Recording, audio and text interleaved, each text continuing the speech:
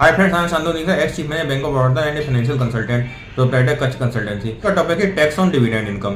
तो आपको बता दूं, फाइनेंस एक्ट 2020 से जो डिविडेंड इनकम है वो शेयर होल्डर के हैंड में टैक्सेबल हो गई है। पहले जो मतलब कंपनी को उस पर टैक्स पे करके डिविडेंड इनकम मिलती थी, लेकिन फाइनेंस एक्ट 2020 के बाद ये शेयर होल्डर्स को के इनकम में काउंट होती है, उससे टैक्सेबल हो गई है। और इसमें आपको बता दूं, अगर डिविडेंड इनकम आपकी 5000 से ज्यादा है तो इसमें 10% टीडीएस कट के ही आता है अंडर सेक्शन 194A। और हाँ, अगर डिविडेंड इनकम 5000 से कम है तो उस पर कोई टैक्स नहीं कटेगा और ये आपके 26AS में शो भी नहीं होता है, तो इसको हमें मैच करने के लिए AIS को रिफर करना चाहिए। हाँ, फिर अपना नेक्स्ट क्वेश्चन आता है, चलो टीडीएस कट गया तो आपको क्या रिफंडेबल और एडजस्टेबल है? हाँ, तो ऑब्वियसली ये आपका जो टीडीएस कटा है वो इनकम टैक्स रिटर्न में आपका एडजस्टेबल है और रिफंडेबल है। अगर आपकी टैक्सेबल इनकम नहीं है तो आपका ये रिफंड हो जाएगा रिटर्न फाइल करने पर, और अगर आपकी इनकम टैक्सेबल है तो ये आपकी टैक्स में एडजस्ट हो जाएगा टैक्स लायबिलिटी में। फिर लोगों का डाउट आता है कि चलो डिविडेंड इनकम है तो हमें कौन सा आईटीआर फाइल करना चाहिए।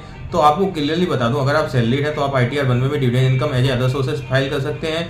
और हाँ, अगर आपने शेयर परचेज किया तो भी आपका ITR 1 होगा। लेकिन हाँ, अगर आपने कोई शेयर का ट्रेडिंग कर दिया, सेल कर दिया, तो आपका सैलरीड वालों का ITR 2 होता है, तो उसमें भी आप dividend income as income from other sources बताएंगे। और अगर आप बिजनेस है तो ITR 3 में आपका dividend income from other sources आप बता सकते हैं। क्वेश्चन आता है कि कहाँ एडजस्टेबल, जैसे आपने बताया अंडर सेक्शन 87A का रिबेट होता है कि 25,000 तक आपका न्यू रिजीम में और 12,500 का ओल्ड रिजीम में रिबेट है।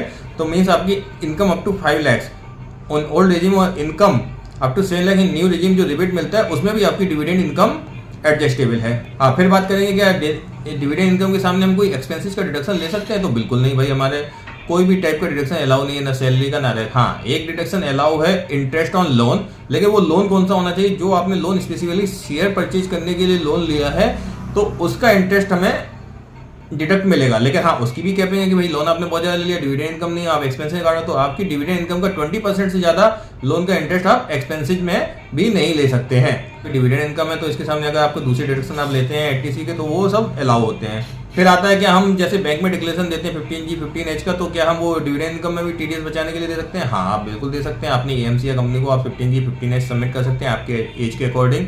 लेकिन उसमें भी ये गाइडलाइन है कि भाई आपको बेसिक कंजम्पशन लिमिट के अंदर होना चाहिए। मींस ओल्ड रिजीम अगर आप चूज करते हो 2.5 लाख और न्यू रिजीम चूज करते हो 3 लाख, अगर आप उसके बाहर हो 15G है फिर आप नहीं दे सकते हैं, आपको टीडीएस कटवाना चाहिए, उसके बाद इनकम टैक्स से रिफंड लेना चाहिए। आता है क्या इस पे डिविडेंड इनकम पे एडवांस टैक्स लायबिलिटी बन सकती है? जी बिल्कुल बन सकती है। देखो, अगर आपकी टोटल टैक्स लायबिलिटी जो गवर्नमेंट का रूल है एट एनी फाइनेंशियल 10,000 से ज्यादा है तो आपको एडवांस टैक्स पे करना है, उसको time to time quarter wise उसका भी स्लैब है, नहीं तो उस पर इंटरेस्ट आता है, वो आपके कंप्यूटेशन में दिख जाएगा।